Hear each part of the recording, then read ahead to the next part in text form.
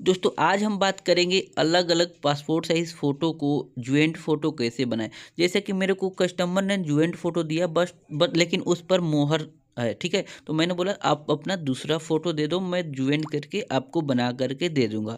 तो कस्टमर ने मेरे को सिंगल फ़ोटो अपना अलग से दे दिया और इस फ़ोटो को दोनों को साथ में हम जोड़ करके बना करके प्रिंट के साथ पूरा आपको प्रोसेस में दिखाने वाला हूँ, ठीक है दोस्तों।